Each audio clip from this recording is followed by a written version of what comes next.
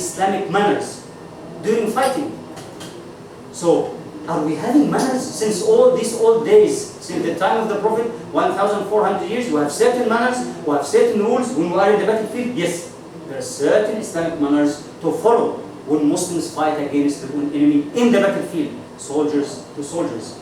So, those people who make jihad should follow the rules of Islam during fighting. So, all people, this is Islamic rule and Islamic law. All people, women, children, monks or priests in the churches or in the temples should not be killed.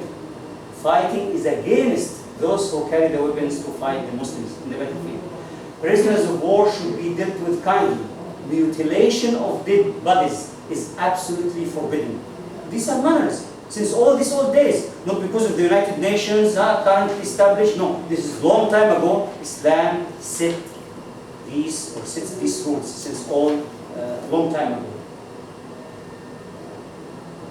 Now, suppose the Muslims achieve victory against their own enemy. We speak about the manners that they should follow. So what they should do?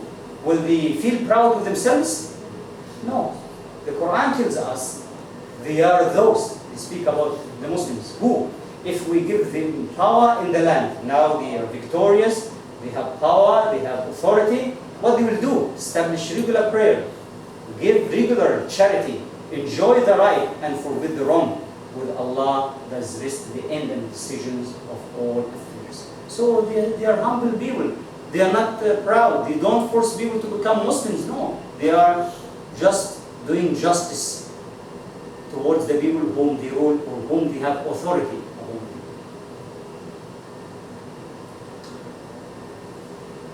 So, how to deal with the defeated enemy or the rules during fighting? We have here Abu Bakr is the first caliph, the first ruler of Muslims after the Prophet of Islam has passed away, so he's the ruler at that time. So when he was sending a certain army to fight against non-Muslims who were on the borders of the Islamic State, he gives certain instructions to the leader of the Muslim army. What does he say to him?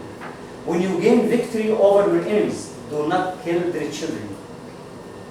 Old people, nor women, do not go even closer to their date palms, nor burn the harvest, nor cut the trees bearing fruits.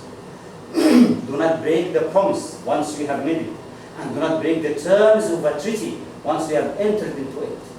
You will find some people in the monasteries, in the temples, they are monks or priests engaged in the worship of God. Leave them alone with what they are pleased with. Do not destroy their monasteries, do not destroy their temples, and do not kill them. These are instructions of the ruler of the Muslim state to the leader of a Muslim army going to fight an enemy. Can we imagine? These things has been said 1,400 years ago. There was no United Nations at that time. There was no any human rights organizations at that time. And these are the rules here. So if some Muslims go against these rules, so they are wrong. We're not saying Islam is wrong. No, these are Muslims that are wrong if they are not following these manners. Okay. When Muslims launch jihad or go to certain countries like before, in these old days, did they force others to become Muslims? This is totally untrue. Because some people, especially some books in the Western world, they try to elaborate much on that and talk about it. But in the Quran, it's very clear. We have this verse in the Quran with the reference, let there be no compulsion in religion. Truth stands clear from error. Do not force anyone to become Muslim. The person has the choice to become Muslim or not to become Muslim. Let there be no compulsion in religion. So another verse in the Holy Quran say, the truth is from your Lord. So let whoever wills believe, and let whosoever wills disbelieve. It's the choice of the people whether to become Muslims or they choose whatever religion. Because Muslims at a certain time, they have a great empire.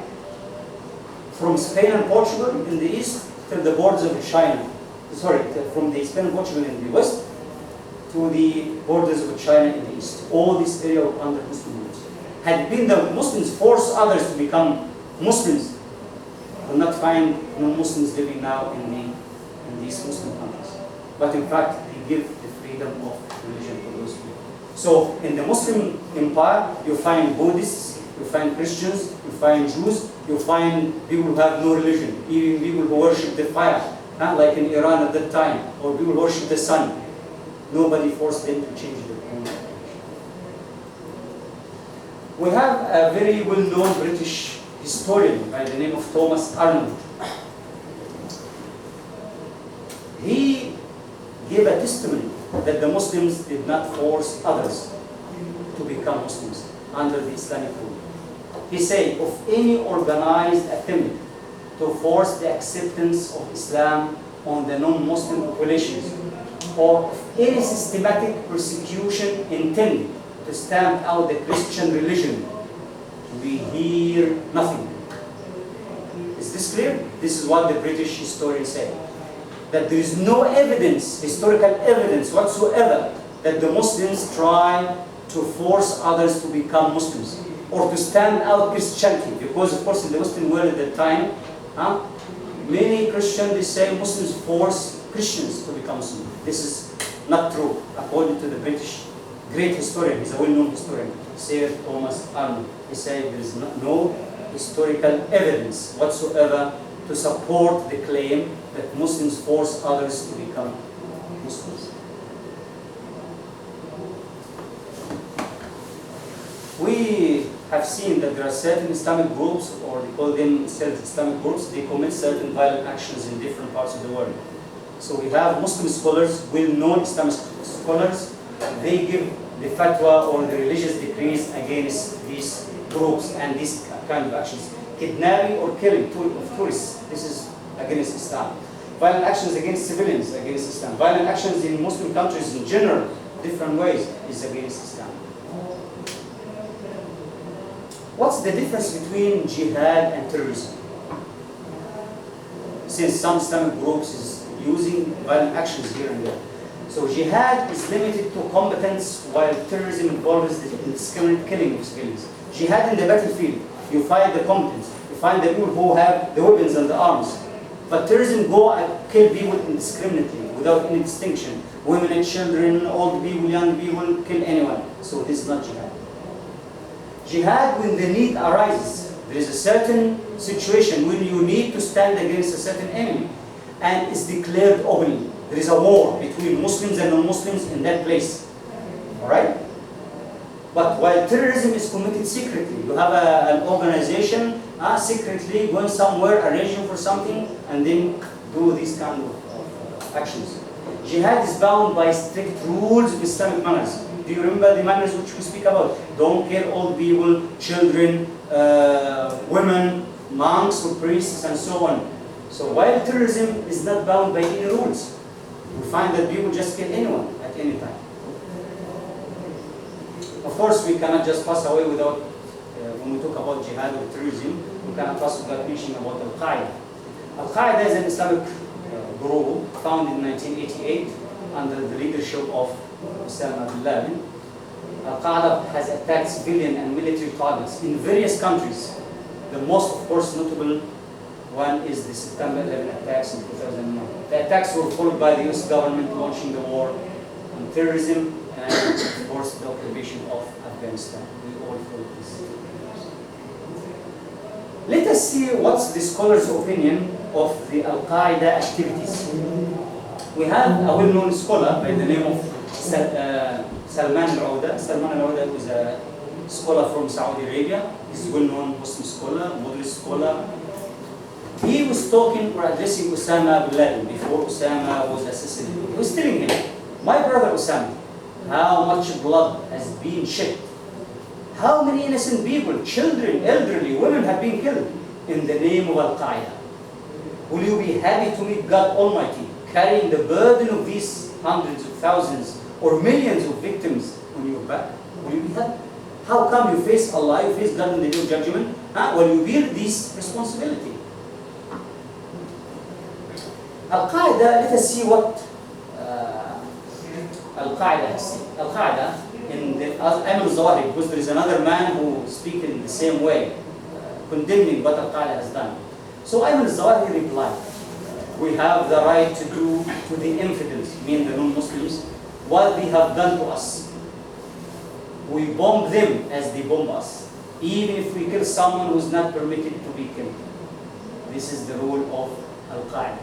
So Al-Qaeda opinion is that the Americans have helped, for example, the Israelis against the Palestinians and the Muslims. The Israelis are killing Muslims. So they kill us, we kill them. So we don't care. So this is the Al-Qaeda opinion. Let us take an example about Palestine, because in Palestine there was many suicide bombs that has been taking place, especially in the 1990s. So it's a good chance to understand the situation. Because in different areas, when we have violent attacks by some Muslims, there were certain historical background. Without understanding the historical background, like the majority of people, we will condemn those people just like that. But while we are condemning the violent actions, we need to understand why, what for, and we need to look for certain solution for these problems. Because if we let it be in that way, it will be the same problem, no solution whatsoever. People will commit actions of violence because there is no other way. So just to take an example, Palestine. And of course we can apply this to different places. In India, whether Kashmir, Philippines, in Mindanao, southern Philippines, in Thailand, and so on. There's certain places, there's certain historical background for these problems. So we need to understand. So just we take Palestine as an example. So this is the map of Palestine. All this area were Palestine. Palestine was under the Ottoman Caliphate in the 19th century and the beginning of the 20th century. And at that time, we have in Palestine Muslim majority, Christian minority, Jewish minority. The people who live in that area, they are living in peace, no hatred, no problem whatsoever among them. All these religions, Muslims, Christians, Jews. In the late 19th century, we have certain movement in Europe, Jewish movement, calling that we need to have a national home for the Jews in Palestine. There was no Israel at that time on the map. So they start how to approach, how to establish Jewish home in Palestine. So they go to the Ottoman Caliph, the Ottoman ruler at that time, who ruled over Palestine. And they offered him that they will give him lots of money to pay the debt of his own country. And he should give them part of Palestine to establish their own national home. So the Ottoman Caliph, the Ottoman ruler, he doesn't accept it. You see how come? These lands are not mine to be given to you. So he rejected it. In the 1914s, 1980s, you have the First World War. Ottoman Empire lost the war, and the British won at that time. So Palestine and Jordan and other places were under the British rule. We have the British Foreign Minister at the time, 1917. He gave a certain promise to a certain well-known Jewish figure in Britain, that Britain will give part of Palestine for the Jews to establish their own national home. Remember, those people who are calling to establish the national home for the Jews, they are from where? From Europe. They have nothing to do with the Jewish people living here still. The people here all living together in peace. So of course, especially majority of Muslims here, Christians, they are against this. And they go into marches and protest demonstrations against this declaration. How come? This is not your place to say that you will give part of it to the Jews. Under the British rule of Palestine, they allow hundreds of thousands of Jewish immigrants from Europe to come to Palestine. And when it happened in Germany that Hitler took power and he persecuted Jews, so the British authority in Palestine allowed more and more to come to live in Palestine. So in 1946, the Arabs or the people who live in Palestine, they opposed to this policy of the British authority of immigration, accepting immigration from them. So the British wants to modify or to stop this immigration. The Jewish immigrants here, they force terrorist groups. They form terrorist groups. And they make attacks against Palestinians, against the British authority. Now the British say, well, we cannot handle this situation. It's a big problem now.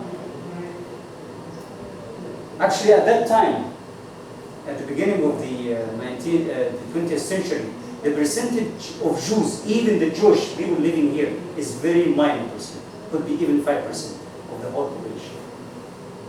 But by 1947, they jump. They become 30% because of the immigration. Hundreds of thousands of people came from Europe. So now, 30% almost of the Palestinians or the people who live in Palestine was Jews. 1946. But remember, beginning of the century, they are only 45%. 1947, because of the immigration, Jewish immigration from the Western world, they become almost 30%. So now the British say, well, we cannot handle the situation, we'll give the whole issue to the United Nations.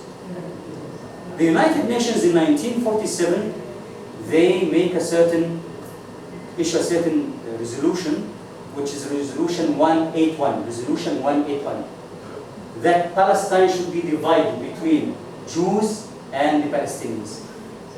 So they give 56% of Palestine to the Jews and 44 to the Palestinians.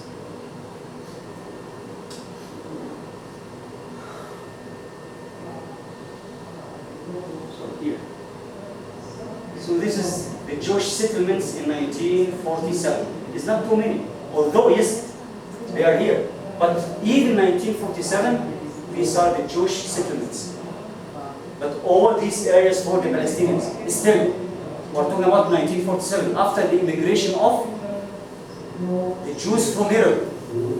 Yet, still. So, the United Nations say, we'll give that area, that column to the Jews, and that area to the Palestinians. They divided Palestine into these two parts. Right? So this orange color for the Jewish state, the yellow color for the Palestinian state. Clear? Of course, the Palestinians do not accept it.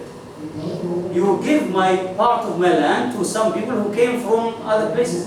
They don't even speak the same language, they are foreigners. When you look to their faces, they don't like to look like the Middle Eastern people. They're Western people, speaking their own language.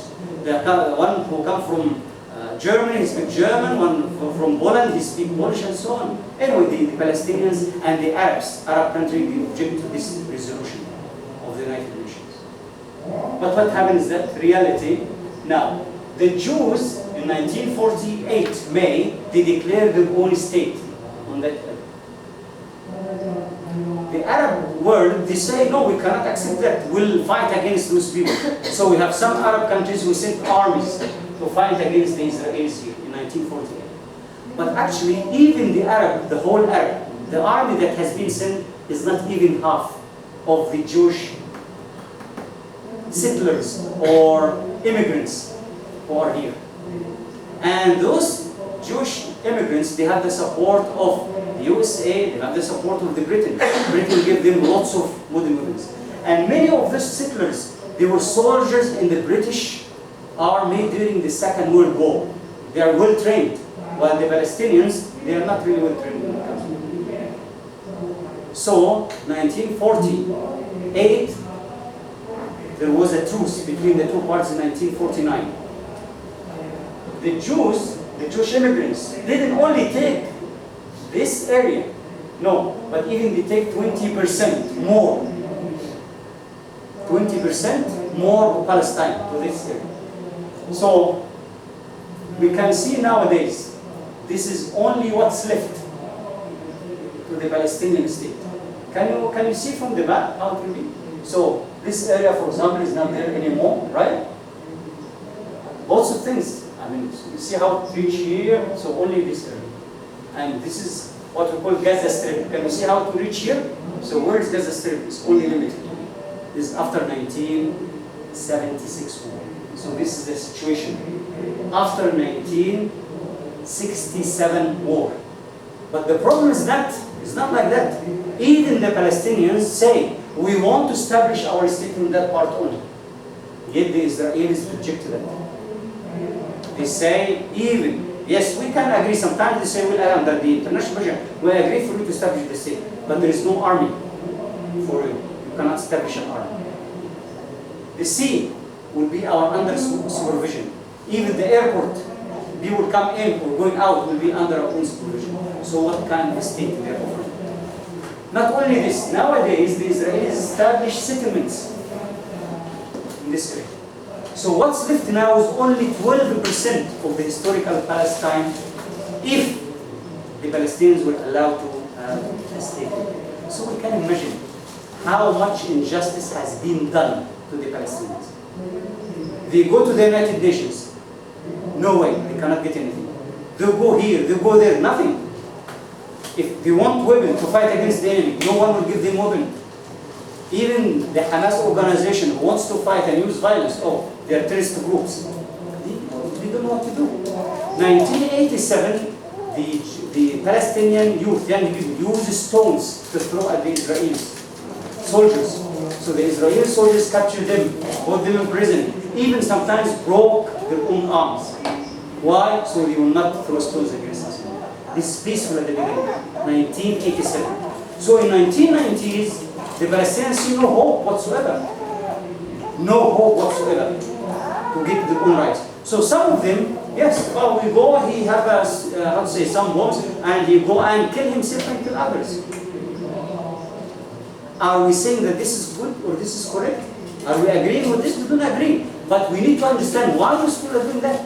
Why a young man who just graduated from university and is still looking for a job, is still looking to have a girl to marry and have his own life, why he will do that? Are those Muslims crazy? Do you just like to kill themselves and others? They are not. It's just merely there is certain reason. And we need to understand why. And we need to help the people to solve the problem. And the whole international community need to work together to help to solve the problem. Not to leave them alone. You leave them alone, you see what happened.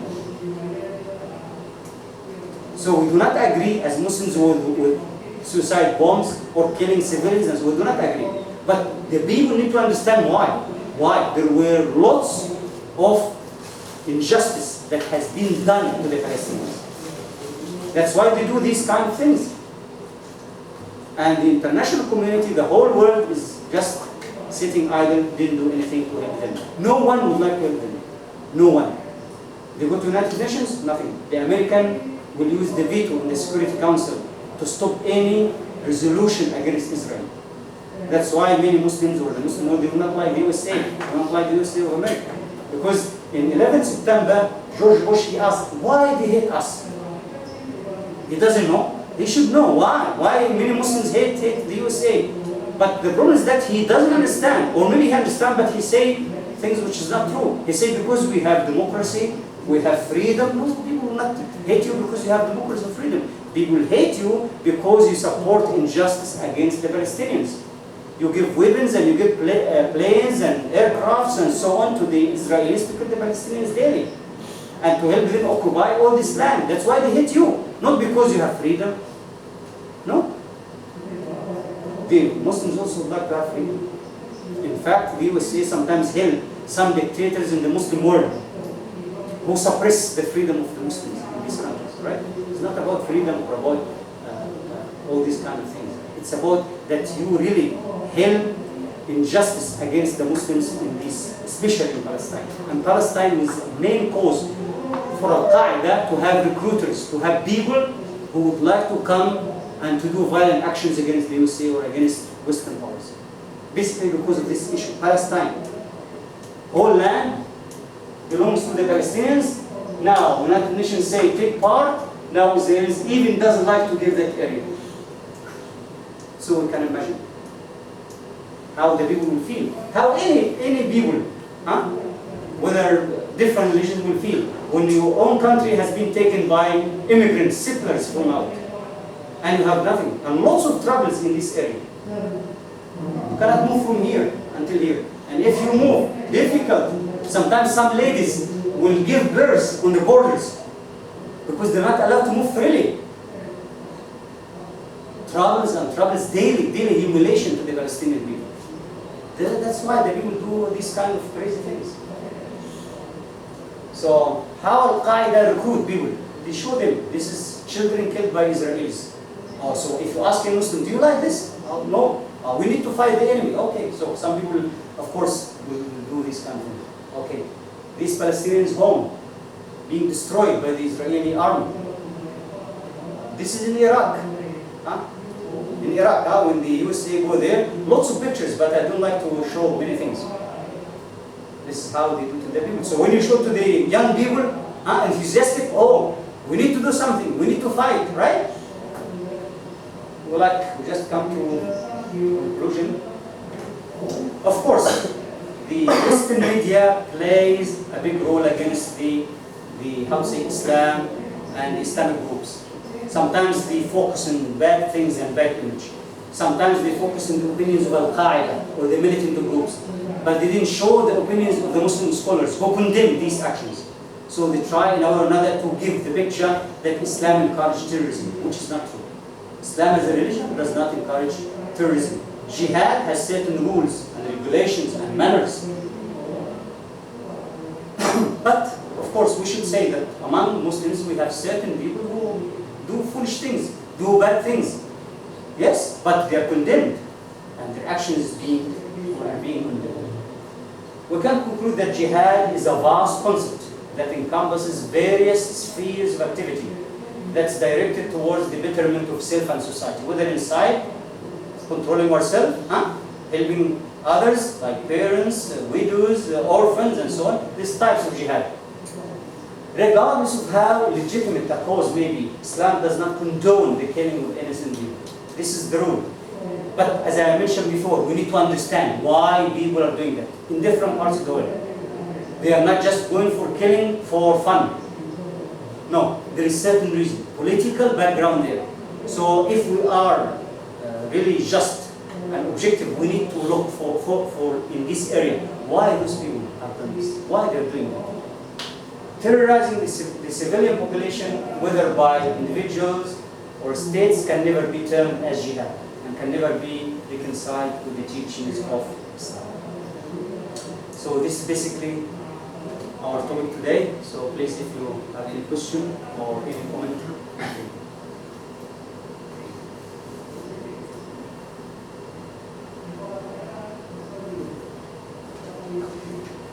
I hope I have given the subject or given you some idea about the basic things. So, any question on Muslim world is still facing a lot of problems. Yes, of course. Yes. Even some governments also being changed. Yes. And some mostly work done by CIA. Yes. Of course, the American, for example, interfering in, not only in the Muslim world, they interfere everywhere. Everywhere. Yeah, everywhere. But especially the Muslim world. we can see that. Basically, actually, the big problem is in Palestine. This is the biggest problem. Only the problem created by By the British at the beginning, Yes. it was created by the British, because the British allowed the immigration, hundreds of thousands of immigrants from the West. After that, the USA support. No resolution in the United Nations has been issued against Israel, because even the whole world agreed. You are killing people. You remember during Gaza, 2006, and all, when the whole United Nations would like to issue a resolution condemning Israel, United States will stand up and veto the resolution. Cannot.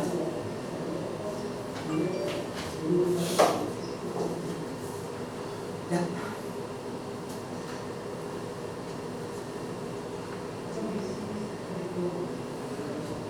Any question? Any question? Anything? Yes. Actually, I have a few questions, but Yes. One by one, never mind. yeah, the first thing is at the very beginning you mentioned about the Quran and Islamic religion. Yes. And there are different interpretation of Islamic religion. Yes. I don't know if this question is correct or not. Please, you ask. Never mind. Is it possible for me to ask Islam that these different interpretations or diversities of the Islamic religion is good or bad? Can I be so easily ask this question? Can I say that? Do you see these different interpretations of the Islamic religion is good or bad? I myself, I see it as good. The diversity is good. To have some, because actually the religious text, there's certain things which is clear cut. For example, there's certain verse in the Quran, وَأَقِيمُوا الصَّلَاةِ, establish regular prayer, 5 times a day, clear cut. All right. There is certain verses which, or even rules, or certain verses in the Quran or sayings of the Prophet which can have different opinions on them. There's no harm in having diversity. Pluralism. That you have certain idea, I have certain idea. These ideas, have supporters here, because Islam is not just, you follow this and preach it like that. And this is something good about Islam. And in Islam there is no what we call clergy, that there is men of religion and they control everyone. And a whole thing, that they say something, whole Muslims will follow. This is not the case. Even in Muslim world, you have a certain scholar who says something, but you will find another scholar who say, no, this is wrong. So Muslims usually follow the majority of the scholars.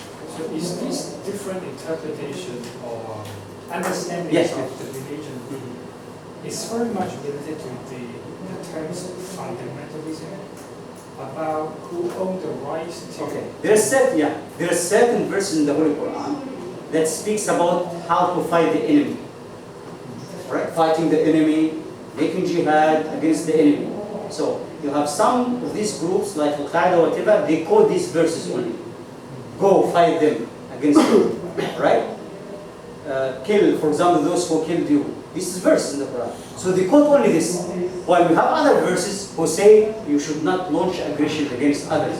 You should not so and so. Even the traditions of the Prophet, do not kill old people, women, children. So they don't quote this. So they quote only one side. They didn't quote the other side. So this could be the problem.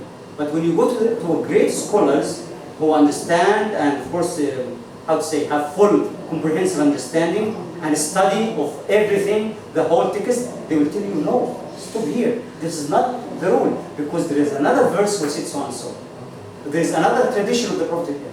But the thing is, when someone does not understand terms like jihad, or for example, Ramadan, for example, there's also another term with different meanings.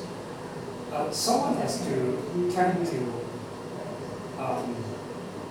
somebody who understands the aspect of the term itself. Yes. So at that moment, there must be someone, for example, myself, that does, do not understand jihad or Ramadan, for example.